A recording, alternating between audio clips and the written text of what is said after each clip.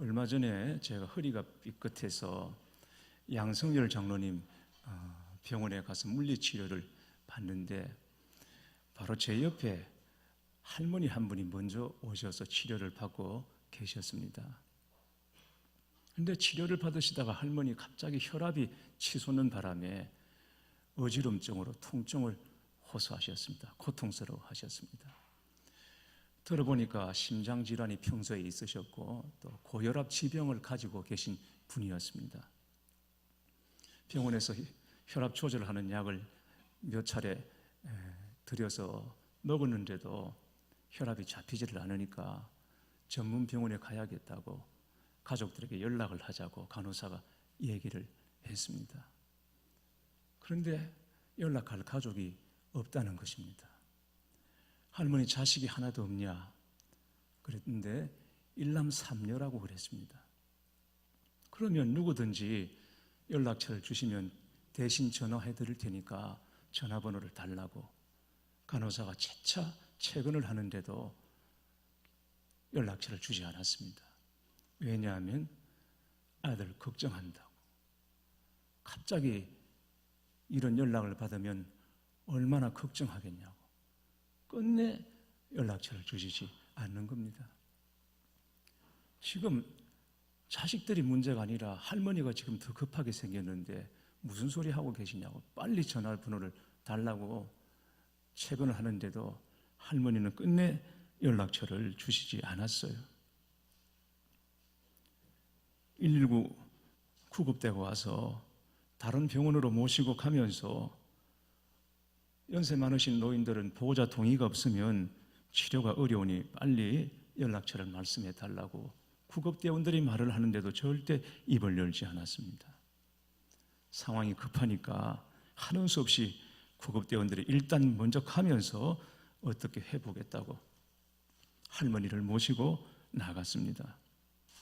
그 모습을 지켜보면서 제 마음에 슬픔이 느껴졌습니다. 연세 드시면 가족이 있어도 마치 곁에 아무도 없이 홀로인 것처럼 이렇게 쓸쓸해지는 것일까?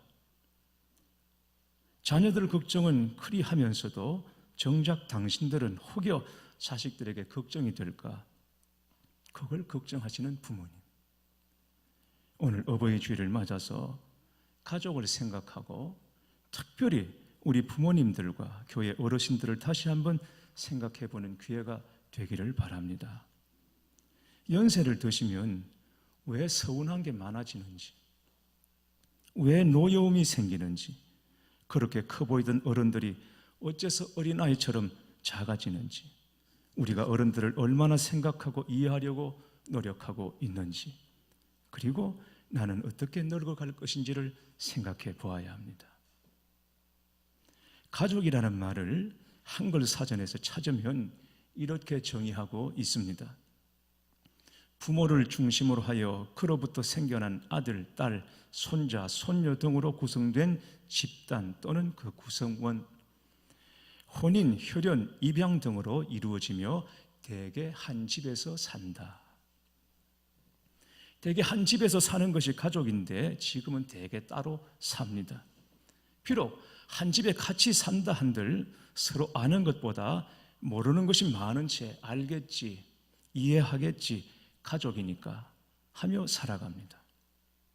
옛날 어른들이 너도 자식 낳아 키워보라. 그러면 부모 마음 알 거라 그랬는데 자식을 낳아 키워보아도 여전히 부모 마음을 잘 모릅니다. 부모도 마찬가지입니다. 내 자식은 내가 안다고 말하지만 부모도 모르는 자식의 다른 모습이 있습니다. 며칠 전에 이번에 군에 입대한 막내 아들의 옷이 돌아왔습니다. 그걸 보면서 우리가 자식을 얼마나 모르고 있었는지 새삼 깨닫게 되었습니다. 옷 보낸 걸 보니까 작년 이맘때 들어간 큰아이와 너무 다른 것입니다. 1년 전 하림이가 옷을 보낼 때 열어보니까 버선채로 바로 쑤셔 넣은 것처럼 보냈더라고요. 편지 한 통도 없고 달랑 내무반원들과 찍은 단체 사진 한 장 뿐이었습니다. 저도 아내도 얼마나 서운했는지 모릅니다. 그런데 며칠 지나서 다시 사진을 보는데 사진 뒷면에 채 2줄이 안 되는 짧은 글이 적혀 있었습니다. 그런데 이번에 저희 수림이가 옷을 보냈는데 마치 백화점 매대에 정리해 놓은 옷처럼 반듯하게 접어서 넣었고, 신발은 가지고 갔던 종이 가방에 잘 싸서 보냈습니다. 그리고 손편지를 촘촘히 적어서 보냈더라고요. 저희는 쌍둥이가 똑같다고 생각했습니다. 꼭 붙어 살았으니까 생각도 같고 하는 짓도 같다고 여기며 살았습니다. 그런데 얘들이 달라도 너무 다른 겁니다. 어릴 때 쌍둥이지 자라면서 인종이 다르다는 것을 새삼 깨닫게 됐습니다. 여러분, 가정은 어떻습니까? 가족 간에 서로를 이해하고 있습니까? 서로 사랑하고 있습니까? 서로 간에 헌신하며 노력하고 있습니까? 부모님이 무엇을 염려하고 계신지, 자식은 무엇을 고민하고 있는지 여러분 알고 계십니까? 오래전 박목을 시인이 쓴 가정이라는 시가 있습니다.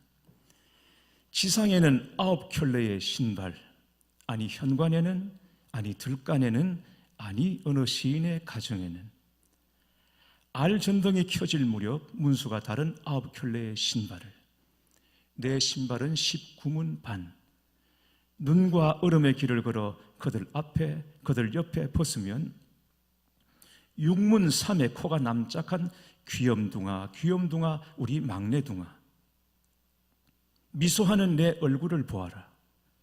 얼음과 눈으로 벽을 쌓아올린 여기는 지상 연민한 삶의 길이요, 내 신발은 19문 반, 아랫목에 모인 9마리의 강아지야 강아지 같은 것들아, 굴욕과 굶주림과 추운 길을 걸어 내가 왔다. 아버지가 왔다. 아니 19문 반이 왔다. 아니 지상에는 아버지라는 어설픈 것이 존재한다. 미소하는 내 얼굴을 보아라. 시인은 왜 가족을 신발이라고 했을까?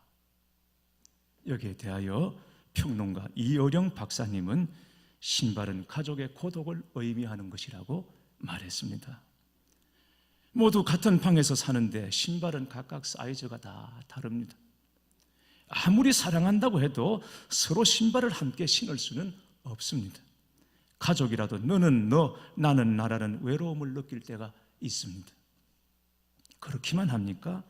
사랑해야 할 사람이 증오하고 피를 나눈 형제들이 싸우고, 이것이 원죄를 가진 사람들이 모였기 때문입니다. 아버지라는 어설픈 것이라고 했습니다. 아버지만 어설픕니까? 엄마도 자식도 다 어설프죠. 그래서 사랑, 이해, 용납, 헌신, 노력, 이런 것들은 포기하고 안 되는 것은 안 되는 대로 체념한 채 살아가는 가정이 없습니까? 그러나 하나님의 계획은 너무나 분명합니다. 하나님은 행복한 가정을 넘어 천국 같은 가정이 되기를 원하십니다.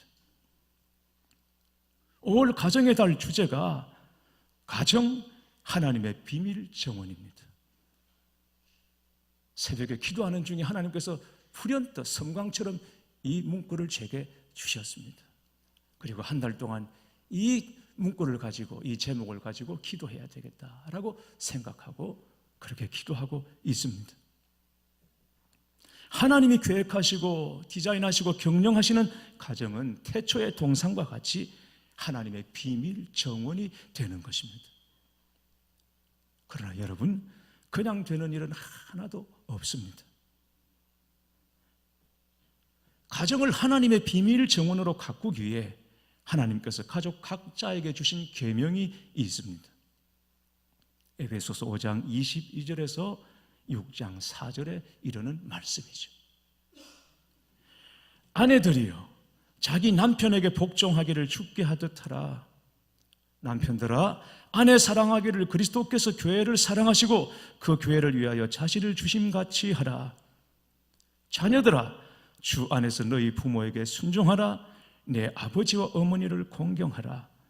아비들아 내 자녀를 노엽게 하지 말고 오직 주의 교훈과 훈계로 양육하라. 여러분, 이 말씀대로 행하고 계십니까? 우리는 이 말씀이 분명히 진리임을 압니다. 아니, 지금 시대가 어느 때인데 아내들이 남편에게 복종하라고 그런 얘기를 하네요. 우리가 시대를 운운하며 성경을 부정하겠습니까? 우리는 이 말씀이 분명히 진리임을 압니다.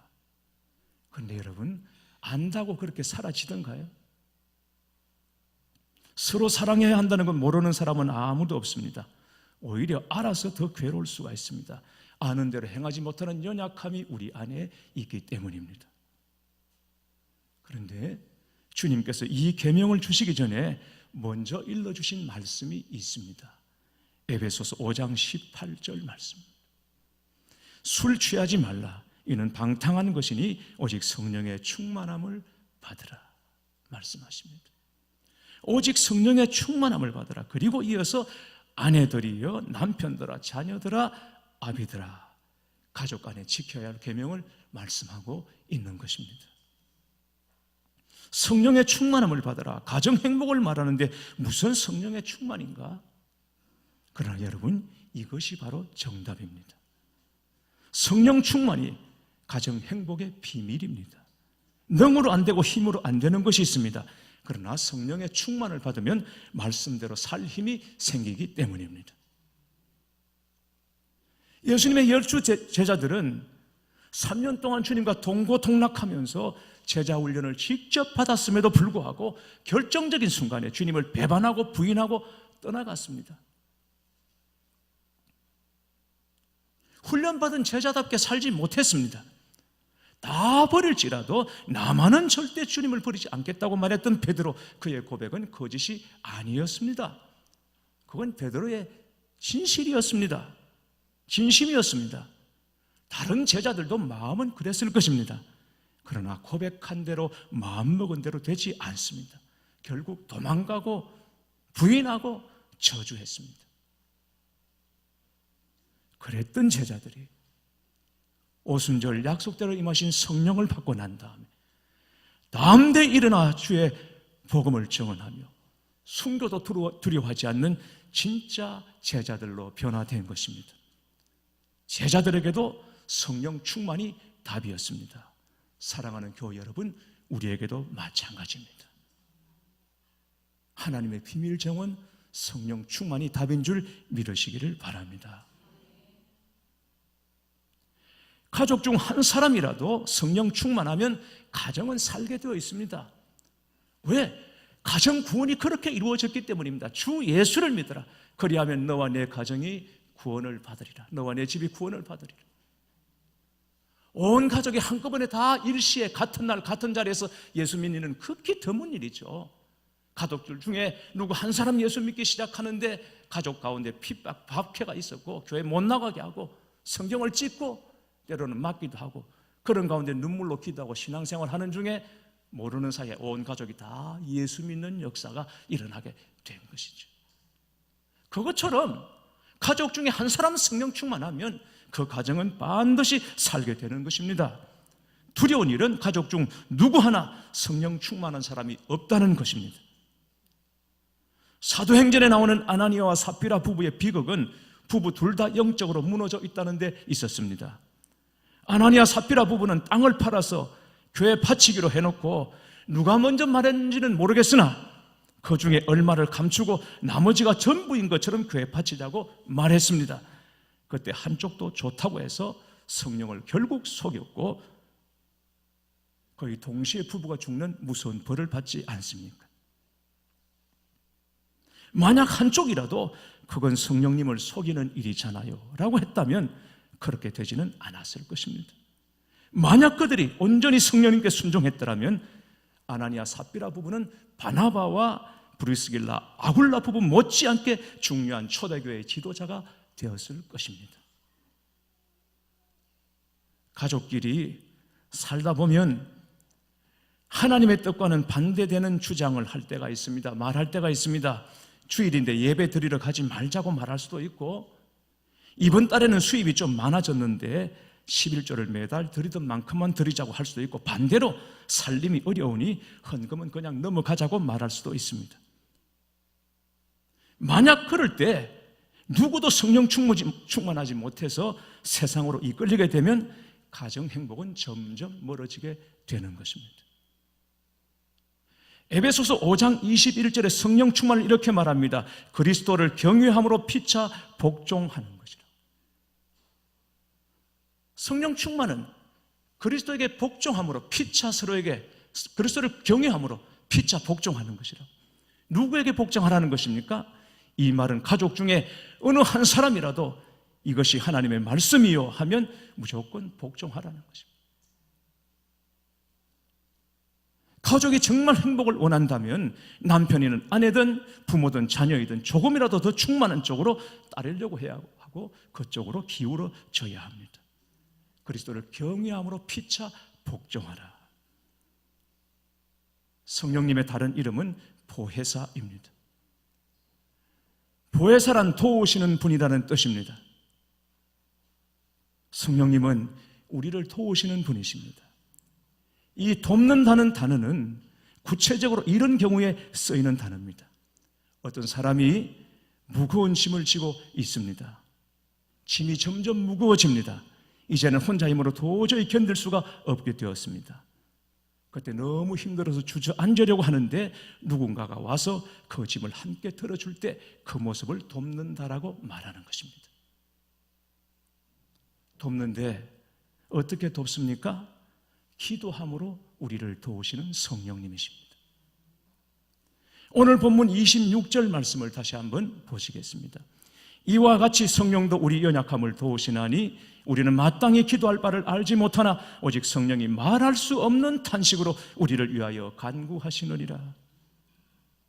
성령님은 우리가 무엇을 어떻게 기도해야 할지 모를 때 기도할 바를 알게 해주시고, 기도할 바를 알아도 기도할 힘이 없을 때 기도할 힘 주시고, 또한 말할 수 없는 탄식으로 우리를 위하여 대신 간구해 주시는 분이십니다. 28절에 마음을 살피시는 네가 성령의 생각을 아시나니 라고 했죠. 마음을 살피시는 하나님은 성령님의 생각을 아십니다. 하나님과 성령님의 생각은 100% 일치합니다. 우리 가정을 향한 하나님의 뜻을 성령님은 누구보다 정확하게 알고 계십니다. 그래서 성령님은 우리를 위해서 기도하실 때 하나님의 뜻에 맞게 우리를 위하여, 우리 가정을 위하여 기도해 주십니다. 그런 까닭에 우리는 날마다 이 성령님을 구해야 하고, 이 성령님을 사모해야 하고, 성령의 충만함을 받아야 합니다. 성령님이 우리 가족 한 사람 한 사람을 덮어주시도록 기도해야 합니다. 그러면 내가 하는 것이 아닙니다. 아내가 하는 것이 아니라, 남편이 하는 것이 아니라, 부모, 자녀가 하는 것이 아니라 성령님께서 역사하셔서 우리 가정을 복 있는 가정, 하나님의 비밀 정원과 같은 가정으로 변화시켜 주시고 그렇게 회복시켜 주실 것입니다. 전에 우리 교회에서 전도사로 사역하셨던 박영화 목사님이 이번에 울산지방 감리사로 선출이 되었습니다. 지난주에 간소한 취임식이 있어 다녀왔습니다. 박 목사님이 인사하는 자리에서 이런 말을 했습니다. 처음 울산으로 갈 때 한 20년 다 돼 갑니까? 당연히 가야 하는 곳인 줄 알고 갔답니다. 그러나 목회하면서 너무 어려워 다 내려놓고 싶은 마음이 한두 번이 아니었다고 합니다. 그때 목사님이 들은 한마디가 다시 일어설 용기를 주었다고 합니다. 그것은 작년에 신학교에 들어간 아들 준수가 한 말, 아빠, 나는 세상에서 아빠를 제일 존경해요. 이 한마디였습니다. 아들에게 들은 이 한마디가 지금까지 자신을 지탱해 주었고, 그리고 감리사까지 되었다고 말했습니다. 그런데 그 자리에서 감리사를 역임한 목사님 한 분이 축사를 했는데, 박용화 감리사님, 여건이 어렵고 교회가 작다고 절대 기죽지 마라. 목사님 뒤에는 우리가 있다. 그러며 격려를 해 주었습니다.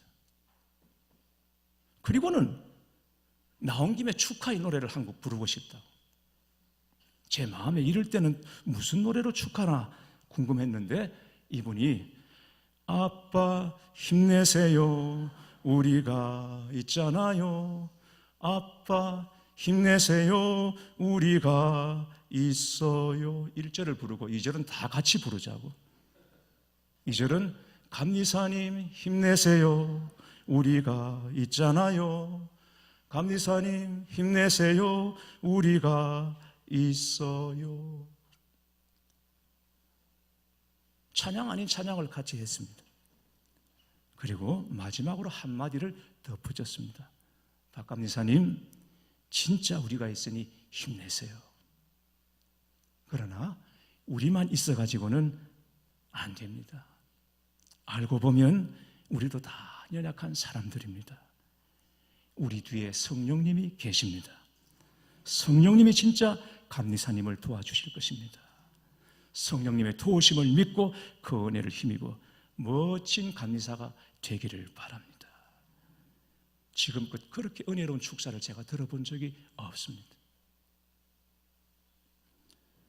지난주 수요 성령 집회 때 합심 기도를 인도하신 권사님이 이렇게 기도를 요청했습니다. 하나님께서 가정의 주인 되어 주옵소서. 가정의 주인이 사람이면 그 가정은 무너질 수밖에 없습니다. 하나님께서 친히 가정의 주인 되어 주셔서 각 가정마다 진정한 행복을 누릴 수 있게 하옵소서. 여러분, 그렇습니다. 성령님이 우리 가정의 주인이십니다. 가정 행복 성령님께 있습니다. 여러분의 노력이 필요 없다는 말이 아닙니다. 제가 추리할 때 이따금 하는 말이지만 막 결혼하는 신랑 신부는 행복을 각자 서로에게 줄 수 있을 것으로 생각합니다.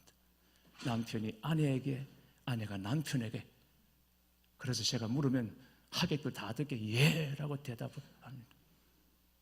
신부가 제가 아는 사람이면 거기 속지 말라고 제가 다 알려줍니다.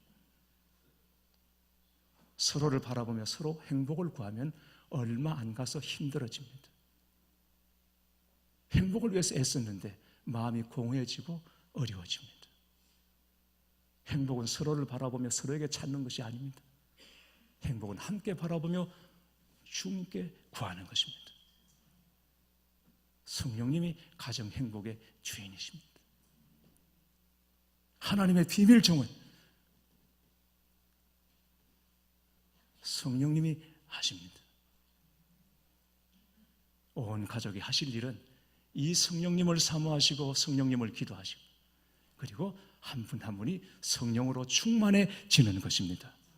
그러면 하나님께서 문제가 많고 깨어졌고 깨어지기 일보 직전이고 위태해도 하나님께서 다 덮으시고 다듬어 주셔서 하나님의 비밀 정원 태초의 동산같이 우리 가정들을 회복시켜 주실 줄 믿습니다.